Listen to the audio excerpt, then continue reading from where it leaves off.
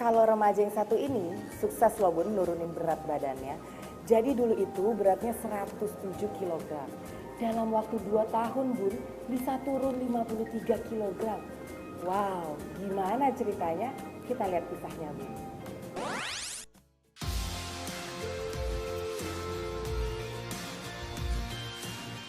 Bunda, ada salah satu kisah inspiratif nih. Beberapa bulan yang lalu, kisah remaja yang satu ini viral di media sosial usai berbagi perjuangan dietnya. Dulu, Etsa kerap diejek gajah Bun oleh teman-temannya karena bobot badannya 107 kg. Hal tersebut membuat Etsa minder dan tampil tak percaya diri karena bentuk tubuh yang kurang sempurna.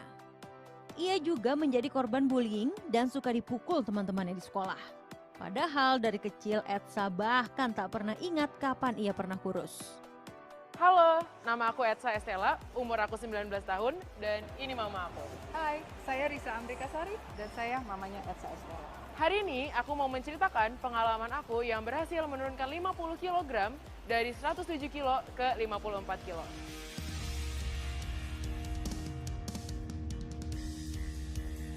Jadi dulu aku itu overweight sebenarnya udah dari kecil banget sih. Jadi aku emang dari kecil itu badannya emang gede.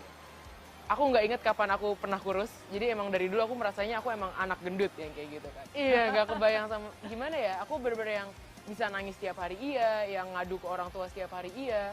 Terus ngadu ke guru juga tapi gurunya nggak peduli gitu kan waktu pada saat itu. Dan aku tuh bener-bener yang kayak udah deh kayaknya nggak ada yang mau sama aku, yang kayak udah berasa manusia paling jelek, udah manusia yang paling nggak berharga dan nggak berguna gitu rasanya cuma karena fisik aku ya. Melihat anaknya terus dibully, sang bunda pun memberikan sokongan mental bagi buah hatinya. Tujuannya tak lain agar sang anak bisa kembali percaya diri. Kita cari cara untuk lebih menguatkan mentalnya dia aja. Melihat bahwa orang berprestasi lebih baik daripada orang mengedepankan kecantikan fisik. Yeah. Akibat minder dengan tubuhnya yang gemuk, Etsa mencari cara untuk menurunkan beratnya.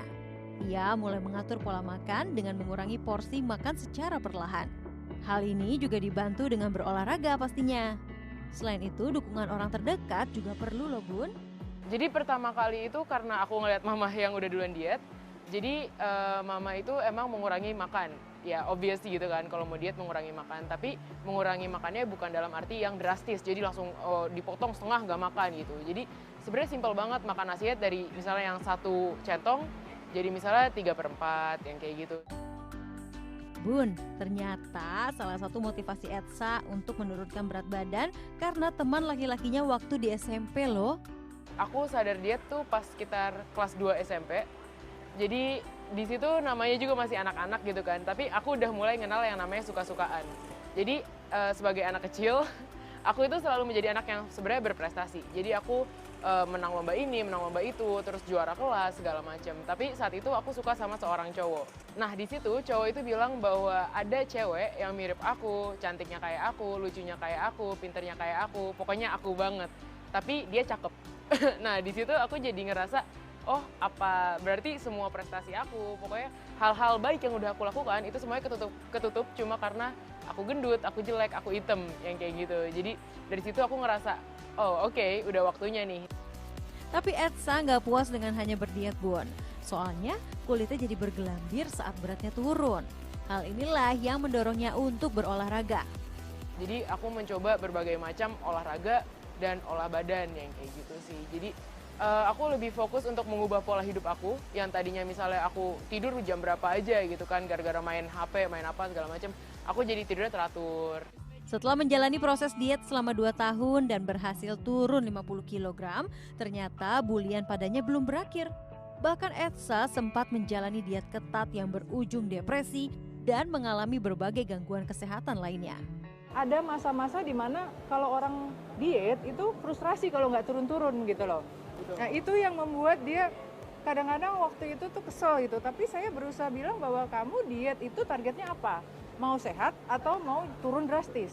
Kalau kamu mau turun drastis gampang, kamu operasi aja gitu kan. Tapi akhirnya dikontrol dengan makan itu pelan-pelan jadi membaik dan fisik, selain fisik mentalnya juga jadi bagus.